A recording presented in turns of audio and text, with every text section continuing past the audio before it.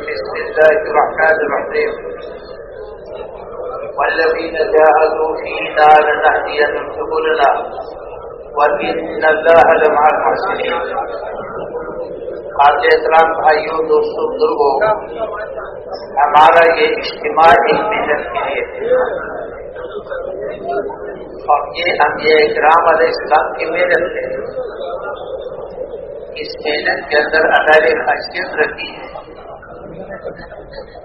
کہ اگر اپنے اصول اور اقدار کے ساتھ وجود میں آ جائے تو اللہ سبحانہ و تعالیٰ قابل دین کو زندہ فرمائے.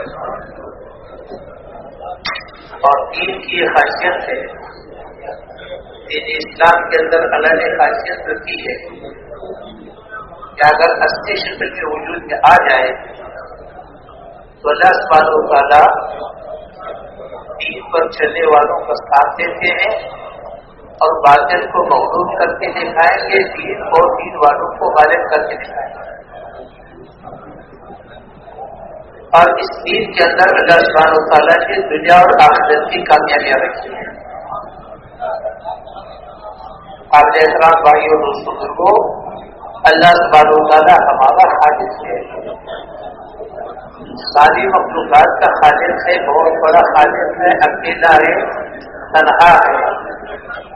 اللہ سبحانہ و تعالیٰ ہمارا مالک ہے، ساری مخلوقات کا مالک ہے، ساری مخلوقات پر اللہ سبحانہ و تعالیٰ کا قبضہ ہے. ساری مخلوقات کو اللہ سبحانہ و تعالیٰ نے جکڑا ہوا ہے. ساری مخلوقات کے اندر جو کچھ رکھا ہے اللہ نے رکھا ہے. جو بھی صفات اس کی مخلوق کے اندر موجود ہے اللہ نے رکھی ہے. جب چاہے اس کی صفت کو بدل دے، جب چاہے اس کو چھین دے، جب چاہے اس کو برقرار دے.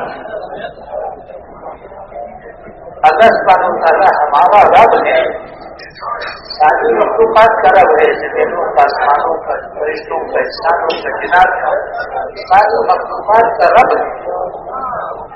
رب وہ ہے جو تمام ضرورتوں کو پورا کرنے والا ہے. سارے مخلوق اللہ کی محتاج ہے، اور آپ سارے کے سارے اللہ کے محتاج ہیں. قدم قدم وہ اللہ کے محتاج ہے. اور ہمارا سب اللہ سبحانہ و تعالیٰ علیم ہے، خبیر ہے، ہماری تمام ضرورتوں کو جاننے والا ہے اور ساری مخلوقات کی ضرورتوں کو جاننے والا ہے. اور اللہ سبحانہ و تعالیٰ ہمارا سب سے بڑا درد، سب سے بڑا خیرخواہ ہے. اللہ سبحانہ و تعالیٰ سے بڑھ کر کے ہمارا کوئی خیرخواہ نہیں. اللہ سبحانہ و تعالیٰ نے مخلوق کو پیدا کر کے اس انسان کو پیدا فرمایا اور اس انسان کو اللہ نے اپنا خلیفہ بنایا اور اس انسان کو اللہ نے اشرف المخلوقات بنایا. اس انسان کو اللہ نے اپنے لیے بنایا اور اس انسان کو اللہ سبحانہ و تعالیٰ ہمیشہ ہمیشہ اپنے پاس رکھے گا. اس انسان کو اللہ کبھی ختم نہیں کرے گا، کیونکہ یہ انسان اللہ کا خلیفہ ہے، اشرف المخلوقات ہے. مخلوق کو اس کی خدمت میں لگائے ہوئے ہیں، ساری مخلوق کو اس کی خدمت میں لگائے. سورج ہے، چاند ہے، ستارے ہے، زمین ہے، پہاڑ ہے، ہوائیں ہے، یہاں تک کہ فرشتوں کو بھی اس کی خدمت میں لگائے ہوئے ہیں. کوئی مخلوق اس کی خدمت سے انکار نہیں کر سکتا. اللہ کا خلیفہ ہے، اشرف المخلوقات ہے. اللہ سبحانہ و تعالیٰ کی ذات قابل ہے. اللہ اپنے تمام صفات کے ساتھ، تمام قدرتوں کے ساتھ، تو اللہ سبحانہ و تعالیٰ ہمیشہ کے لیے ہے اور اس انسان کو ہمیشہ کے لیے اپنے پاس رکھے گا. اس انسان کو اللہ کبھی ختم نہیں کرے. اللہ سبحانہ و تعالیٰ نے جو اور آپ کو جتنے مخلوق نظر آ رہی ہے اس پر اللہ نے فرشتوں کو مقرر کیا ہوا ہے کہ جب اور آپ کو امور نظر آئے اس کو تکمیلی امور کہتے ہیں. تکمیلی امور پر اللہ نے فرشتوں کو مقرر کیا ہے.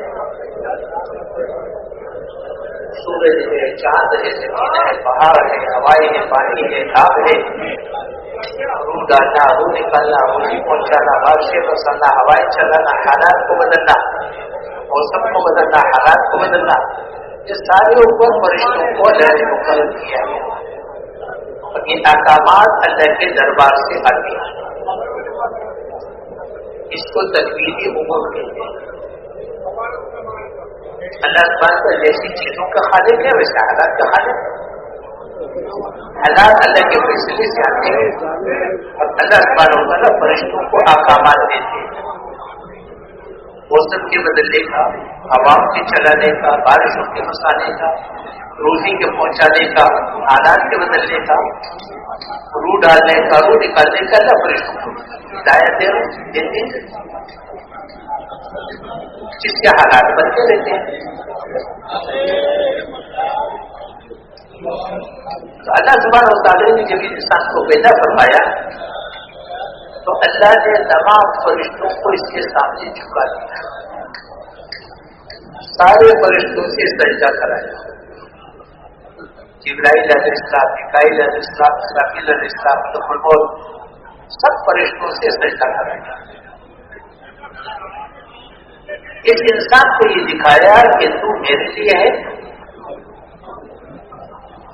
اور اگر تو خلافت کی زندگی کو اختیار کرے گا تو میں نے پہلے دن اپنا سارا غیبی نظام تیری جھولی میں ڈالا. میں نے پہلے دن سارا غیبی نظام تیری جھولی میں ڈالا. 7 زمین 7 آسمان تمہارا کچھ نہیں بگاڑ سکتا. اور اس انسان کے لیے اللہ سبحانہ وتعالیٰ نے زندگی گزارنے کا ایک طریقہ مقرر کیا جس کا نام دین اسلام ہے. اور دین اسلام پر چلنا یہی اس انسان کی خلافت کی شان ہے اور یہی خلافت کی پہچان ہے. اگر یہ زندگی دینی زندگی گزار رہا ہے تو یہ خلافت کے مقام پر ہے. جب دینی زندگی پر ہوگا تو اللہ کا سارا غیبی نظام اس کے ساتھ ہے. اور اس دین پر چلنے میں اللہ نے دنیا اور آخرت کی کامیابیاں رکھی ہے. البتہ دین پر چلنے کا اس بندے کو اللہ نے اختیار کیا. دین پر چلنا چاہتے ہو تو میرے بندے ہو، میرے خلیفہ ہو. غیبی نظام پہلے دن میں نے تیری جولی میں ڈال دیا. 7 زمین 7 آسمان تمہارا کچھ نہیں بگاڑ سکتے. دنیا اور آخرت کی کامیابیوں کی اللہ نے ضمانت دی.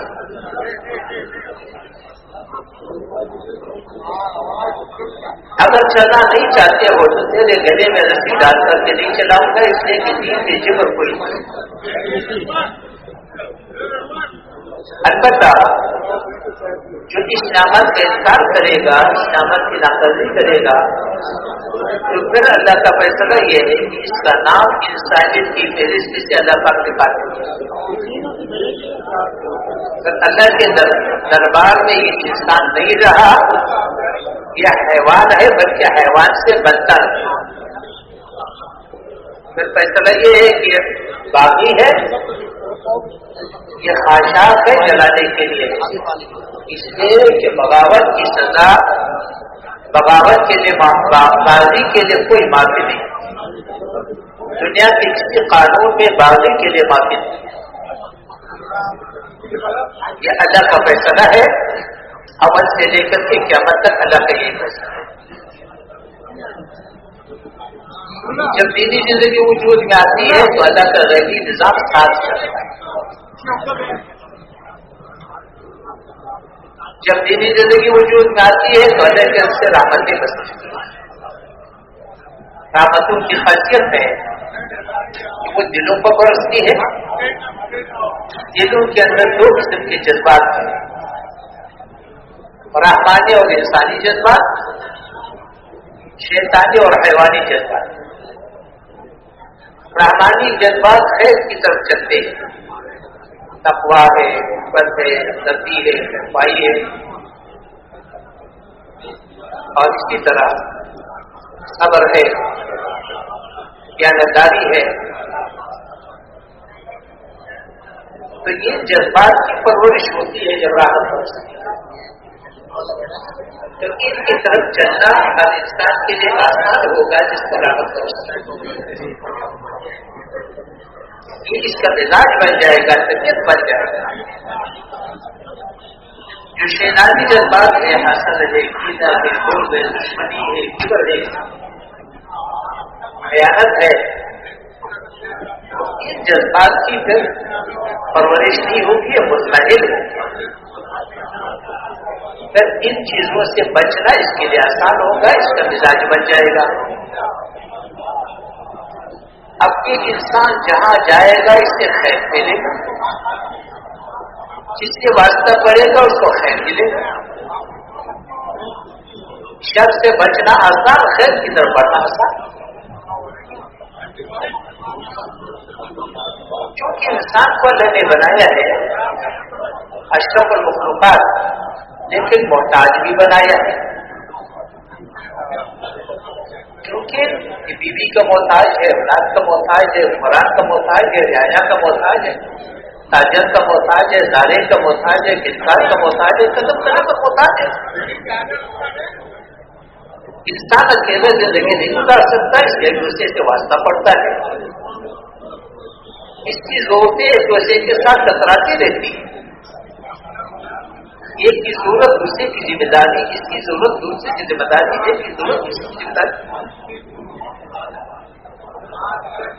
تو اللہ جل شانہ نے جو احکامات عطا فرمائے ہیں وہ اسی لحاظ سے عطا فرمائے ہیں۔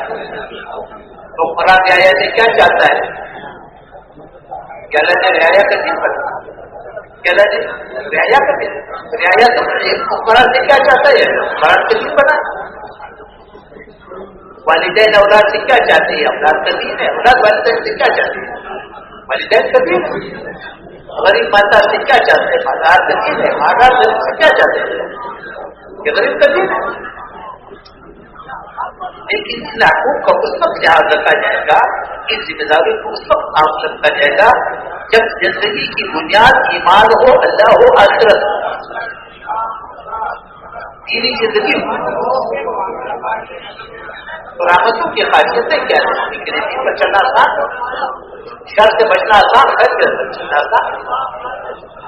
پھر اللہ پاک محبتوں کی بارش کرے گا، دلوں میں محبتیں نہ ڈالتا ہے، کوئی نہیں ڈالتا۔ نکال دیا تو بیٹا مصیبت، محبت نکال دی تو بیوی مصیبت، محبت نکالی تو بھائی مصیبت، رشتے دار مصیبت۔ محبتوں کو تو اللہ ڈالتا ہے، نہ نکالتا ہے، دنیا کو نکالتا ہے، محبت کو نکالتا ہے۔ اللہ سبحانہ وتعالیٰ دین کی برکت سے محبتوں کی بارش کرے، رحمتوں کی بارش کرے، برکتوں کی بارش کرے۔ تھوڑی آمدنی ہوگی سارے کام بنے گے۔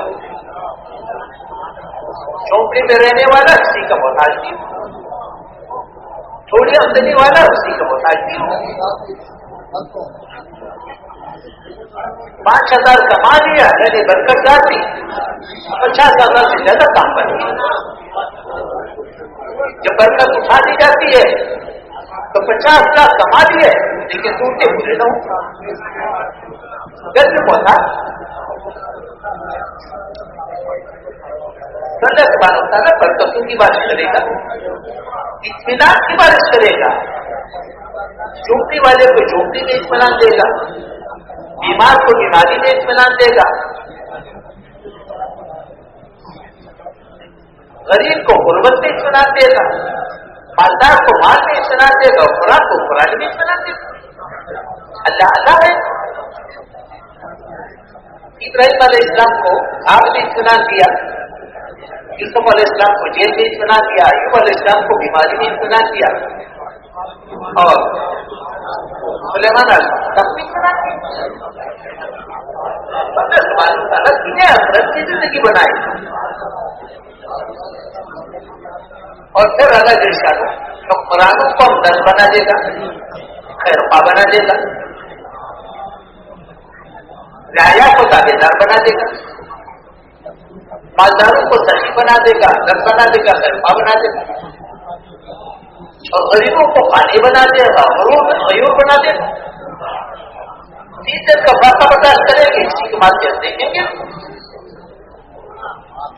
اور مالدار غریبوں کی تلاش کرتے کرتے کرتے اپنا مال خرچ کرے گا.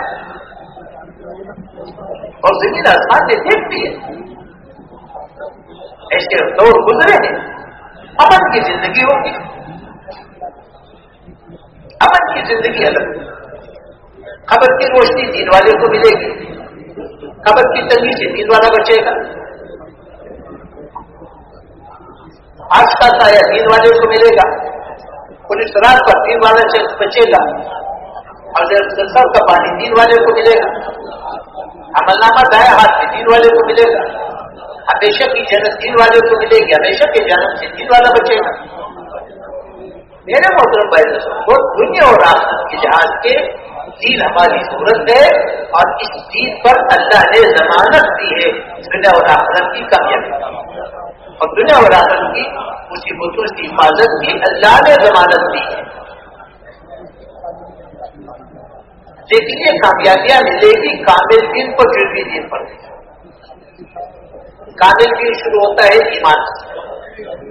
ایمان ہے، جاندار عبادات ہے، اخلاق ہے، معاملات ہے، معاشرت ہے، معاملات ہے، فضا ہے. کامل دین ہوگا تو کامل کامیابی ہوگا، جزوی دین ہوگا تو جزوی کامیابی ہوگا. جہاں زندگی بنتی ہے آخرت، وہاں سے بندے بندے دنیا پر آئے گی. تو کامل دین انسان کی زندگی کے لیے، انسان کی دنیا اور آخرت کی کامیابی کے لیے ضمانت ہے. کامل اللہ کے جن احکامات کو توڑا گیا ان کی سزا پہلے ملے گی، جن احکامات کو پورا کیا اس کا اجر بعد ملے گا.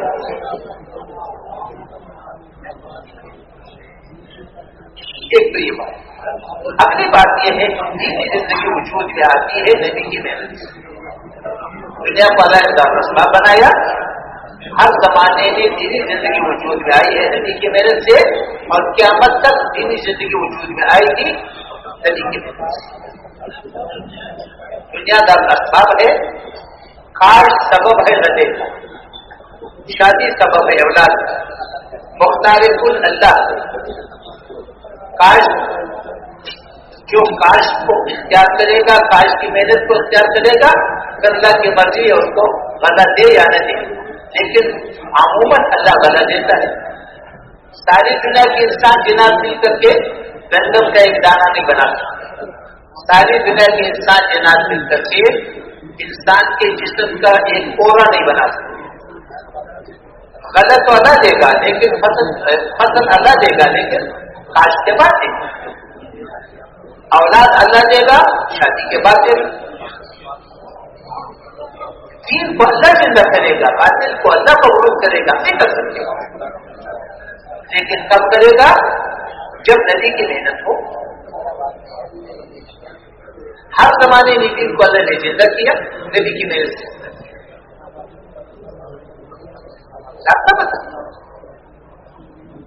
اور ہر زمانے میں دین زندہ ہوگا نبی کی محنت سے زندہ ہوگا. حضور صلی اللہ علیہ وسلم کے بعد کوئی نبی نہیں. اللہ نے یہ محنت امت کو عطا فرمائی. اب اس سے دیکھنے کے بعد سب سے پہلے تو یہ بات ہے کہ محنت ایک ہے دین کا کام کرنا، ایک ہے محنت کی ذمہ داری کو سامنے رکھ کر کے دین کا کام کرنا. یہ بڑی اہم بات ہے کہ میں ایسا ہوں. جو مسجد کا جھاڑو دے گا اس کی بخشش نہیں، کوئی شک. لیکن محنت کا تو مقصود یہ ہے کہ پورا دین وجود میں آ جائے، سارے عالم میں وجود میں آ جائے، آنے والے نسلوں میں وجود میں آ جائے. کیوں کہ نبی علیہ السلام کے بعد کوئی نبی نہیں آئی. محنت امت کو منتقل ہو چکی. ہر امت کی محنت کا ذمہ دار ہے. ایک بات. اور دوسری بات یہ بتاؤ، ہر امتی کے اندر اللہ نے استعداد رکھی ہے جو پورے دین کے زندہ کرنے کا ذریعہ بن سکتا ہے. اگر استعداد نہ ہوتا تو اللہ کبھی مطالبہ نہ کرتا. اللہ سبحانہ و تعالیٰ پہلے سرمایہ دیتے ہیں پھر مطالبہ کرتے ہیں. سرمایہ پہلے دیا. ہر امتی کے اندر یہ استعداد ہے کہ پورے دین کے وجود کا ذریعہ بن سکتا ہے. نبی علیہ السلام اکیلے کوئی ساتھ نہیں تھا.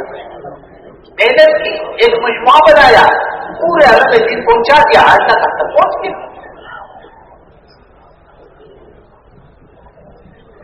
آج سے 95 سال پہلے ایک مسلمان کھڑا ہو گیا, حضرت مولانا مدیریہ صاحب سنا رہے. نبی نہیں تھے, صحابی نہیں تھے, مسلمان تھے, اور 14ویں صدی کے مسلمان. پورے دن کو سامنے رکھا, پورے عالم کو سامنے رکھا, آنے والی نسلوں کو سامنے رکھا کہ پورے دن وجود میں آ جائے. محنت شروع کر دی. چونکہ پورا دین سامنے تھا, پورا عالم سامنے تھا, آنے والی نسلیں سامنے تھی. خود تو 18 سال لگا کر کے محنت بڑے صغیر کے کناروں تک پہنچ گئی, لیکن ترتیب وہ اختیار کی جس سے پورا دین وجود میں آ سکتا ہے, اور اس کے آنے کی شکلیں ہم اور آپ دیکھ رہے ہیں. آج دنیا کا کوئی ملک ایسا نہیں, کوئی جزیرہ ایسا نہیں جہاں یہ محنت پہنچی نہیں ہے اور یہ محنت کرنے والے موجود نہیں ہیں. تو یہ استعداد والا ہے ہر امتی کے اندر. محنت میں سب سے پہلا اگر یہ پہلی بات یہ ہے کہ محنت کرنے والے نے نیت کیا کی, عزم کیا کیا. آیا پورا دین سامنے ہے, پورا عالم سامنے ہے, آنے والی نسلیں سامنے ہے, یا جو کچھ کر رہا ہے اسی کو کافی سمجھنا ہے. سب سے پہلی بات یہ ہے جو کچھ کر رہا ہے اگر اس پر مطمئن ہے تو آگے نہیں جا سکے. اور یہی اس وقت مشکل پیش آ رہی ہے. مشکل یہ پیش آ رہی کہ دین کی محنت کام کرنے والا جتنا کر رہا ہے, جس طرح بھی کر رہا ہے, اس سے زیادہ اپنے ذمہ نہیں سمجھتا. حالانکہ ہر ضرورت کا تقاضا تو پیدا یہ ہے کہ پورے دین کی نیت کرو, پورے عالم کی نیت کرو, آنے والی نسلوں کی نیت کرو. اب سوچو تو مجھے کیا کرنا. حاجی صاحب رحمۃ اللہ فرمایا کرتے تھے کہ ملک کو سامنے رکھ کر کے جذبے لگو, ملک کو سامنے رکھ کر کے جذبے لگو. اور یہ حج کا کھانا ہے. ہر امتی کے لیے پوری امت ہے, پوری امت کے لیے ہر امتی. اس لیے کہ بیان فرماتے کہ ہم امتی ہے, ہم امتی ہے, ہم امتی. ہر امتی ذمہ دار ہے پورے دن میں. اب جب پوری دن کی ذمہ داری ہمارے اوپر ہے تو سب سے پہلے تو یہ دیکھنا پڑے گا کہ دین ہے کتنا اور ہمارے پاس کتنا ہے. سب یہ دیکھنا پڑے گا موجود کتنا ہے, بچا ہوا کتنا ہے.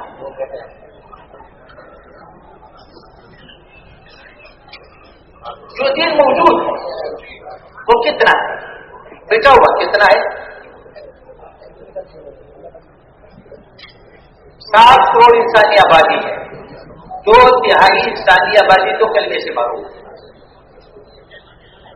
مرتے ہی سیدھا جانے پہ ڈالے. اس بڑی آبادی کا دین میں حق ہے یا نہیں؟ اگر حق ہے تو امت اس حق کو تسلیم کر رہا ہے یا نہیں؟ اگر امت نے اس حق کو تسلیم کیا تو اس کے لیے کر کیا رہا ہے؟ اگر اس کے حق کو تسلیم نہیں کیا تو ختم اس وقت کیا مطلب ہے؟ تو یہ کرنا پڑے گا. تو کیا یہ انسانی آبادی کلمے سے کیوں معروم ہے؟ مسلمان کلمے کی زندگی سے معروم ہے. مسلمان کلمے کی زندگی سے کیوں معروم ہے؟ مسلمان کلمے کی محنت سے معروم ہے. کلمے کی محنت ہوگی تو کلمے کی زندگی ہوگی. وہ تو کہتے ہیں اسلام دکھاؤ. اسلام تو ان کو نہیں دکھا جائے, ہمارے پاس تو نہیں. ان کو دکھانے کے لیے اسلام تو ہمارے پاس نہیں ہے. اس وقت تو بس اس وقت موبائل ہے کہ یہ محفوظ ہے, یہ تو محفوظ ہے, بے شک محفوظ ہے, لیکن کہاں محفوظ ہے؟ بازار کا دن بازار میں محفوظ ہے یا الماری میں؟ کچہری کے دن کچہری میں محفوظ ہے یا الماری میں؟ معاشرت کے دین معاشرت میں محفوظ ہے یا الماری میں؟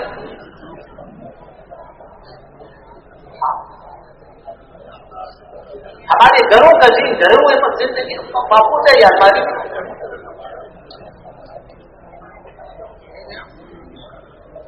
دین سے دکانے کی جگہ تو بازار ہے، منڈی ہے، کارخانے ہیں، ہمارے دفتر ہے، ہمارے کچہریاں ہیں، ہمارے اسپتال ہے، ہمارے تھانے ہیں. بچے سے تو کوئی آئے گا نہیں کرے. ایمان اندر کی چیز ہے، روزہ ہمارے پیٹ میں. زکات ہم عثمان کو دیتے ہیں، جہاں حج ہے وہاں تو اس کا نہیں مانا.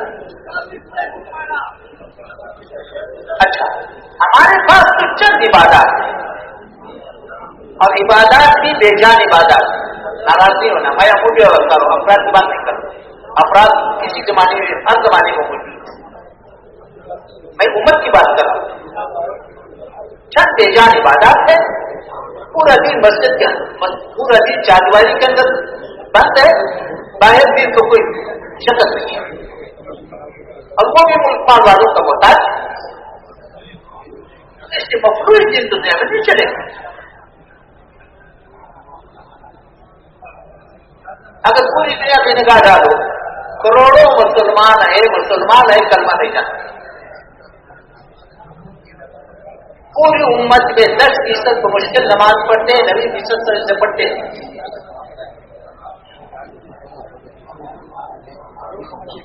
جو 10% نماز پڑھتے ہیں اس میں سے 90% وہ ہے جو نماز سیکھتے بھی نہیں، جس کی نماز اس کے منہ پر ماری جاتی ہے.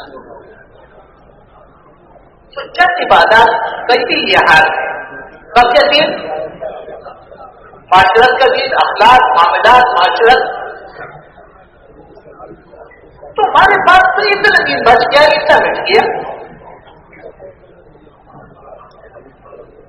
اور جو آدمی جن کی کام ہے جتنا کر رہا ہے اس کو کافی سمجھ رہا ہے، اس سے زیادہ اپنے ذمہ سمجھ نہیں رہا اور ان پر مطمئن ہے. میرے محترم ہے سب سے پہلے تو یہ دیکھنا ہے کہ ہمارے پاس اگلی بات نبی جب بھی آیا ہے ان لوگوں میں آیا ہے جو دین نہیں چاہتے. نبی ہمیشہ ان لوگوں میں آیا ہے جو دین نہیں چاہتے.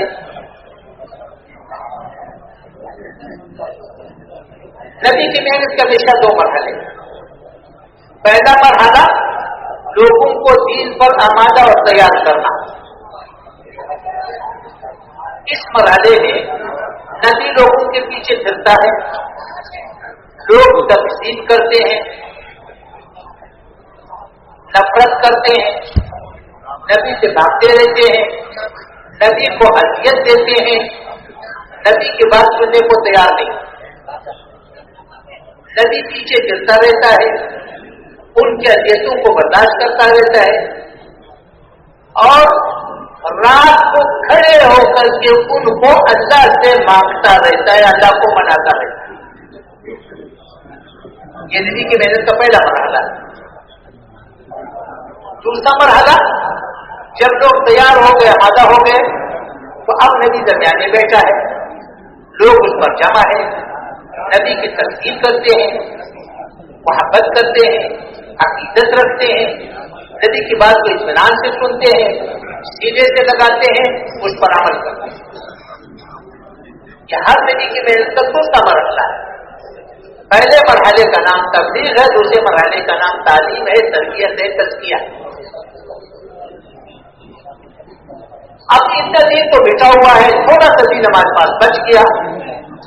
جو دین بچ گیا اس کی حفاظت ہمارے ذمہ ہے. جو دین مٹ گیا اس کو وجود میں لانے کے لیے محنت ضروری ہے. یہ دونوں ضروری.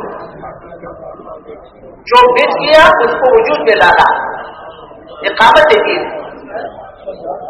جو دین موجود ہے اس کی حفاظت ضروری ہے. اب اگر نبی کی محنت کو دیکھا جائے، نبی کی محنت کا پہلا مرحلہ بیٹے ہوئے دین کے لیے، بیٹے ہوئے دین کے لیے. نماز نہیں پڑھتا اس کے پیچھے جانا پڑے گا، نماز سیکھتا نہیں اس کے پیچھے جانا پڑے گا.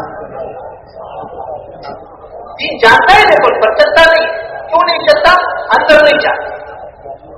پہلے طرف پیدا کرنی پڑے گی، اس کے پیچھے پھرنا پڑے گا، اور حکمت کے ساتھ، تدبر کے ساتھ، حکمت کے ساتھ اس کو ایک ماحول میں لا کر کے آمادہ کرنا پڑتا ہے۔ صرف کھڑے ہو کر کے سنائیں گے تو ہمارے ساتھ جھگڑے گا، کھڑے ہو کر کے سنائیں گے تو ہمارے گلے پڑے گا۔ محنت تو ان کی حکمت ہے، تبلیغ میں تو حکمت ہے۔ اس لیے پوری امت کو لینے کی ضرورت ہے، پوری امت کو۔ ہماری محنت میں تعزیہ ہے، تعزیہ کیا ہے کہ امت کو متحرک کرو، کام پر لگاتے رہو، اس کو بھی لگانے پر لگا دو، اس کو بھی لگانے پر لگا دو۔ تاجر کو محنت میں لگاؤ تو تجارت کی نظر آ جائے گا، دانے کو محنت میں لگاؤ تو زراعت کی نظر آ جائے گا، کارخانے والے کو لگاؤ کارخانے میں نظر آ جائے گا، پورے دن سے دوڑ سکتا ہے۔ جہاں تک جا سکتے ہو وہاں کو جاؤ، جانے جا سکتے لوگوں کو بھیجو، لیکن کل کو سامنے رکھ کر کے چلو۔ اس لیے کتاب فرمایا کرتے تھے کل کو سامنے رکھ کر کے جوجنے لگو۔ اور ایک یہ جملہ فرمایا کرتے تھے، اللہ بڑی کرامت کرے، فرمایا کرتے تھے حاجی اکبر صاحب کہ پورے دین کو سامنے رکھ کر، پورے عالم کو سامنے رکھ کر، آنے والی نسلوں کو سامنے رکھ کر کے، اور نبی علیہ السلام کے ختم نبوت کے سفیر ذمہ داری کو سامنے رکھ کر کے اس وقت مجھے کس سے لگنا ہے، اور مانتے تھے کہ یہ ہمارے نزدیک دین کی تاریخ ہے۔ سب سے پہلے تو یہ دیکھنا ہے بچے ہوئے دین کے لیے امت کتنی محنت کر رہی ہے، اور جو دین موجود ہے اس کی حفاظت کے لیے کتنی محنت کر رہی ہے۔ حالانکہ دونوں تو بھی موجود دین کی حفاظت بھی ضروری ہے، بچے ہوئے دین کو وجود میں لانا بھی ضروری ہے۔ بچے ہوئے دین کے لیے جب تک امت کو متحرک نہیں کریں گے، بے دخل امت کے پیچھے پھریں گے نہیں، ایک حکومتی کو کام پر تیار نہیں کریں گے، بچا ہوا دین تو وجود میں آئے گا نہیں۔ جب بچا ہوا دین وجود میں نہیں آئے گا تو موجودہ دین کی بھی ہم حفاظت نہیں کر سکتے۔ اس لیے کہ بے دخل امت کو اپنے ہاتھ میں چھوڑ دیا، اور باطل نے بے دخل امت کو سینے سے لگا دیا۔ ہم نے دھکا دے دیا، باطل نے سینے سے لگا دیا، اور اس بے طلب امت کو دین کے مٹانے میں لگایا ہوا۔ پوری دنیا میں جاؤ، باطل کے گریبان تک ہمارا کبھی ہاتھ نہیں پہنچے گا۔ کروڑوں مسلمان باطل کی حفاظت پر کرے، دین کی حفاظت کے بجائے باطل کی حفاظت پر لگے۔ حالانکہ اس کے اندر استعداد صورت کیا ہے کہ باطل کہ اس امت کو سینے سے لگانے کی ضرورت ہے، اس کے پیچھے پھرنے کی ضرورت ہے۔ ہر امتی کو متحرک کرو، اور یہ استعداد ہر امتی کے اندر موجود ہے کہ ہر امتی ہزاروں لاکھوں کی ہدایت کا ذریعہ بن سکتا ہے، لاکھوں ہزاروں کو متحرک کر سکتا ہے۔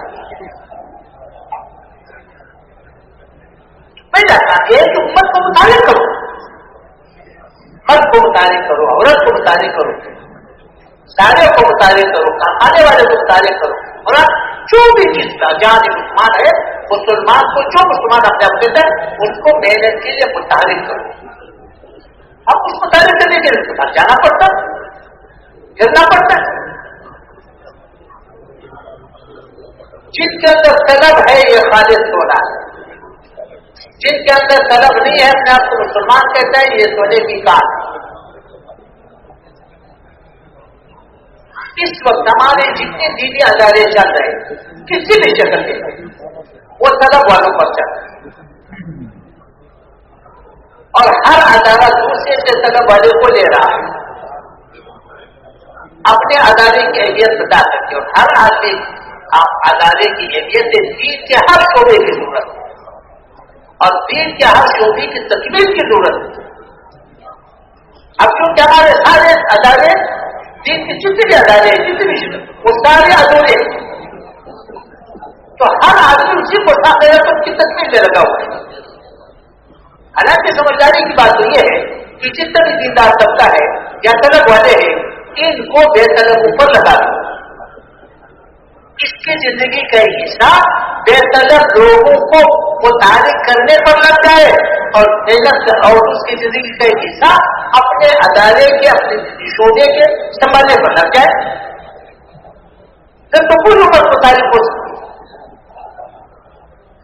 10 من سونا ہے، 10 من سونا سونے کی کان پہ لگا دو تو 150 ٹن سونا نکلے۔ اتنے متوجہ کرنا اور نبی علیہ السلام کی محنت میں سب سے پہلا قدم یہ ہے کہ نبی علیہ السلام نے امت کو متعلق کیا۔ ایک تو یہ گزارش ہے، تو اس میں یہ ختم نبوت کا تقاضا ہے کہ ہر امتی پوری امت کا ذمہ دار، پوری امت ہر امتی کی ذمہ دار، اور ایک ایک مسلمان کو ختم نبوت کا یہ مقصد سمجھانا اور اس بنیاد پر اس کو متعلق کرنا۔ دوسری گزارش یہ ہے کہ نبی ہمیشہ جب آیا ہے اللہ نے نبی کو مادی نقشے دی، 2 چاند کے علاوہ مادی نقشے نبیوں کو نہیں، اور بھیجا ہے ہمیشہ مادی نقشوں والوں کے پاس، جن کے پاس بڑے بڑے مادی نقشے تھے ان کے پاس بھیجا، اور ان کے ذریعے سے بڑے مادی نقشے والوں کو توڑ کے دکھایا، مادی نقشے والوں کو توڑ کے دکھایا۔ نبی کا سرمایہ معیت الہیہ ہے، اللہ کو ساتھ دینا۔ نبی کا اللہ انتخاب کرتا ہے، محنت سے کوئی نبی نہیں بنتا، اللہ نے فیصلہ کر دیا نبی بنا دیا۔ ابراہیم علیہ السلام کو نبی بنا دیا، موسیٰ علیہ السلام کو نبی بنا دیا، لوط علیہ السلام کو نبی بنا دیا، شعیب علیہ السلام کو نبی بنا دیا۔ نبوت کے لیے نبی کو کچھ نہیں کرنا پڑا، اور پہلے دن یہ صفات ساری دن معیت الہیہ موقوف ہے صفات پر۔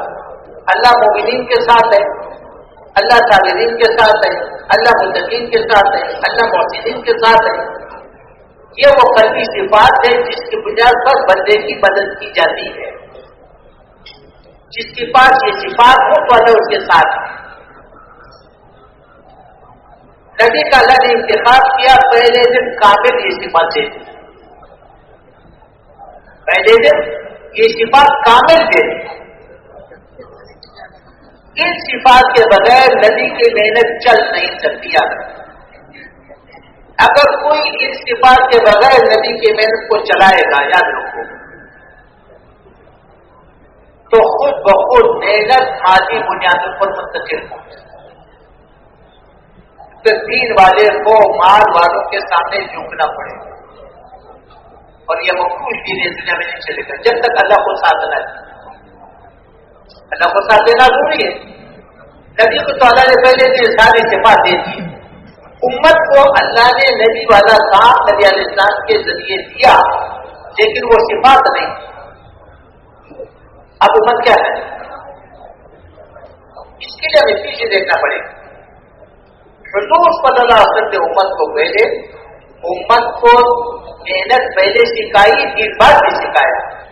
محنت کے سکھانے پر زیادہ وقت لگایا، دین کے سکھانے پر تھوڑا وقت لگایا۔ نبی علیہ السلام نے محنت کی ابتدا کی ہے تربیت سے، تو پہلے مرحلے میں تربیت ہے، دوسرے مرحلے میں تبلیغ ہے۔ تربیت کے 4 اعمال ہیں۔ 13 سال نبی علیہ السلام نے صرف ان اعمال کو امت کو کیا، جو بھی کرنا پڑتا دعوت دو، مال کھاؤ، ہاتھ مت اٹھاؤ، مقابلہ مت کرو، شکایت مت کرو، اندر بن کے جاؤ، خیرخواہ بن کے جاؤ، بے غرض بن کر کے جاؤ، نرمی سے دعوت دو۔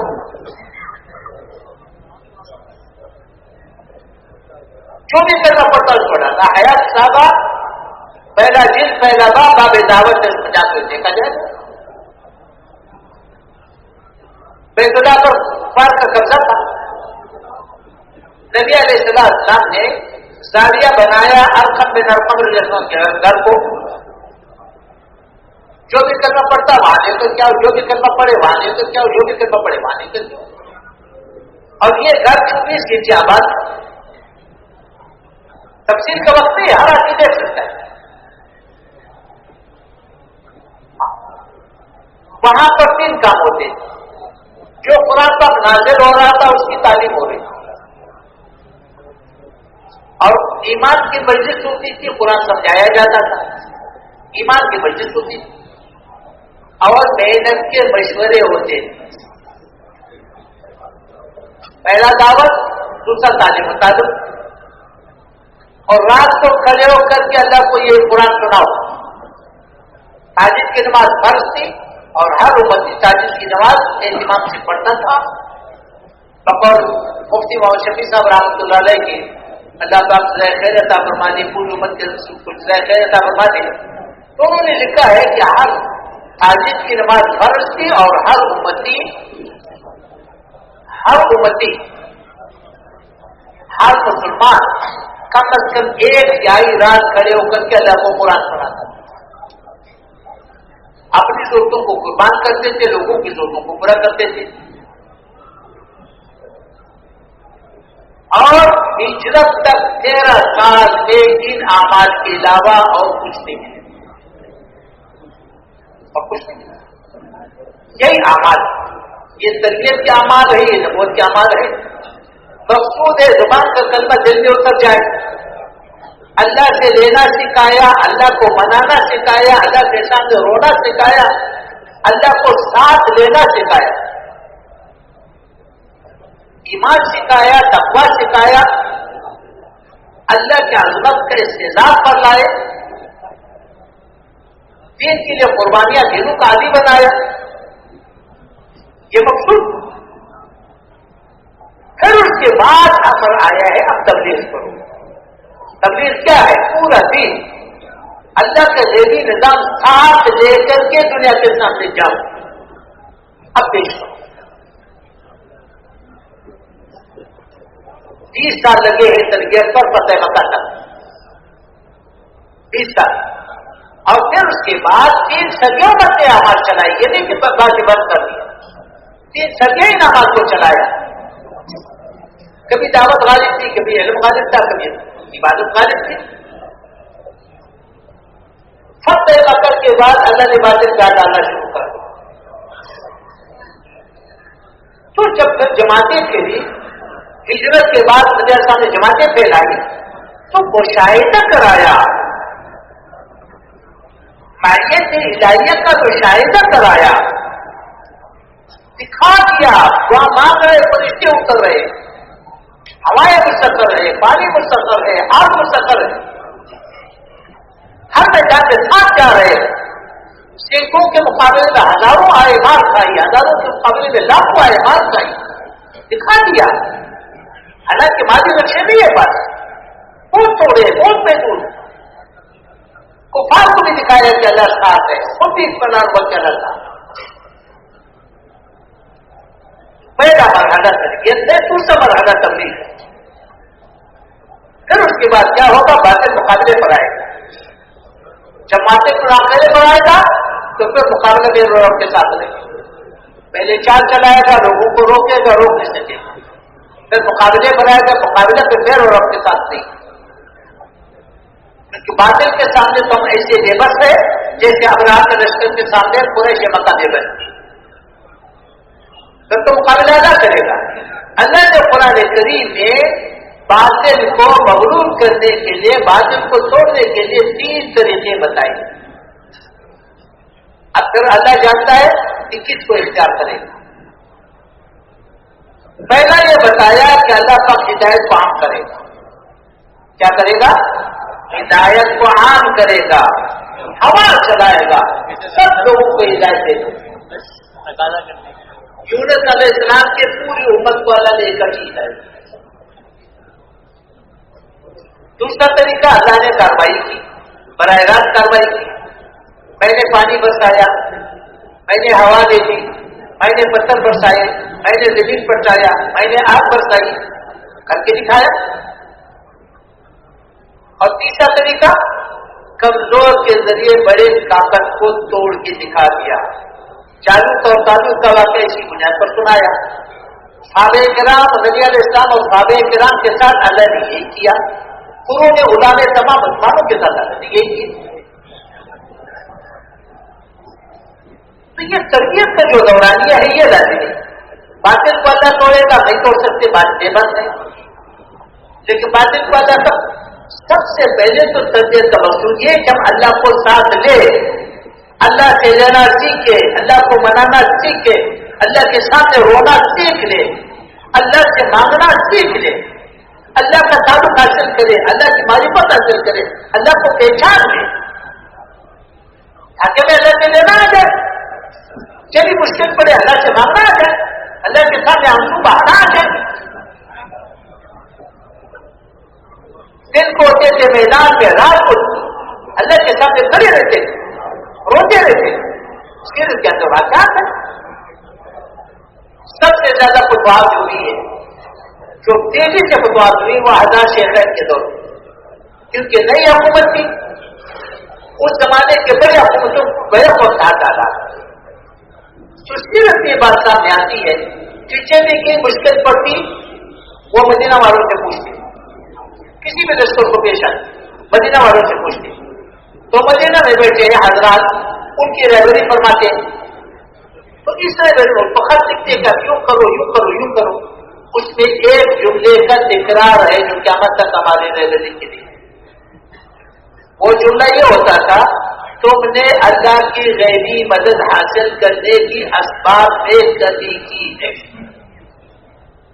اس کی طرف ہمیشہ متوجہ کرتے، تم نے اللہ کی غیبی مدد حاصل کرنے کے اسباب میں کمی کی،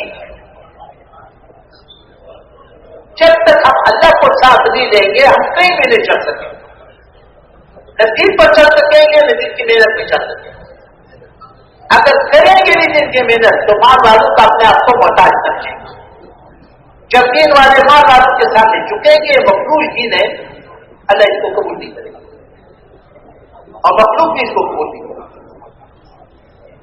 اسباب کو اختیار کرنا ہے، ہم نے اسباب دیکھنا نہیں ہے، سارا دین اسباب کے استعمال سے بھرا ہوا ہے، اس کا مطلب یہ ہے کہ اسباب کو ان کو آگ لگا دو، پہلے تو ان کو استعمال سیکھو، اس کو سیکھنا، یہی تو دین ہے کہ اسباب کو استعمال کرو، اسباب کو کس طرح استعمال کرنا ہے، حاصل کس طرح کرنا ہے، استعمال کس طرح کرنا ہے، دین کا تو تقاضا یہ ہے کہ یہ نہ سمجھا جائے کہ اس کو آگ لگا دو۔ اللہ باطل کو توڑے گا 3 شرط، پہلی شرط یہ ضابطہ ہے، پہلی شرط یہ ہے، فرمایا مسلمانوں کا ایک ایسا مجموعہ تیار ہو جائے جو ساری دنیا کے سامنے دین پیش کرے، جن کی زندگی میں کامل دین ہو، نہ کفر کی ملاوٹ ہو، نہ شادت ہو، پھر اللہ باطل کو توڑے گا۔ اگر یہ پیش نہ کیا گیا اور اللہ نے باطل پر ہاتھ ڈال دیا تو فرمایا یاد رکھو تم بھی عذاب سے نہیں بچ سکو گے۔ کیا مولانا رحمۃ اللہ کے ایک اور جملہ ہے کہ عذاب کی چھینچیں تمہارے اوپر دیکھ پڑے گی اور اللہ کے عذاب کا ایک چھینٹا ہماری بربادی کے لیے کافی ہے، کیوں کہ عزت مشترک ہے، اللہ کسی کا رشتے دار بھی ہے، ایک ہی جو ان پر سزا دے، ایک کو سزا دے دوسرے کو چھوڑ دے۔ دوسری شرط یہ ہے کہ باطل کے پاس جتنے مادی نقشے ہیں اور ان کی محتاط ہے، جب تک یہ مادی نقشے ٹیکرے نظر نہ آئے اور بے دینی کی وجہ سے تمہیں سارا باطل فقیر ماس نظر نہ آئے، اللہ باطل کو نہیں چھوڑے۔ اور یہ اس وقت ہوگا جب ہم اللہ کو پہچانتے ہوں، اللہ کی معرفت حاصل ہو، اللہ کا تعلق حاصل ہو، اللہ سے مانگنا آتا ہو، اللہ کو منانا آتا ہو، اللہ کے سامنے رونا جانتے ہو، جس صحابہ کرام نے کیا، اللہ کے غیبی نظام کو ساتھ دیا ہو، پھر تو باطل کے سارے نقشے ٹیکرے نظر آئے۔ ساتھ نبی وقاص تعالیٰ نے 10,000 کا لشکر لے کر کے پانی کو بغیر کسی کے گزارتے ہیں، علا بن حضمی تعالیٰ نے، ابو مسلم قرآن رحمۃ اللہ نے،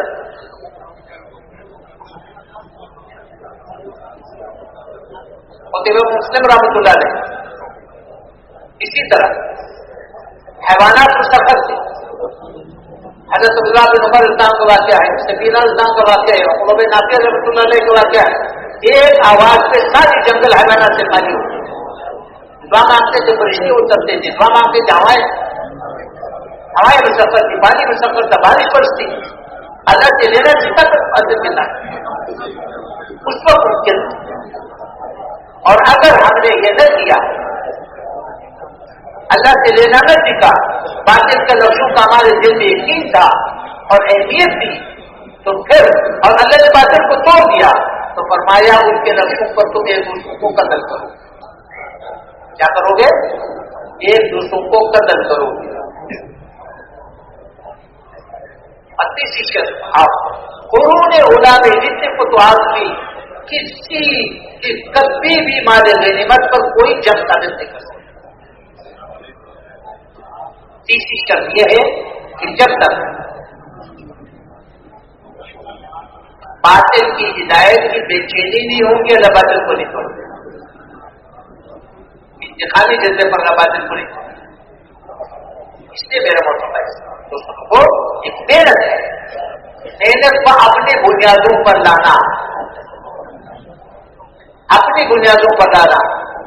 سب سے پہلے تربیت ہے، تربیت کی اعمال ہے،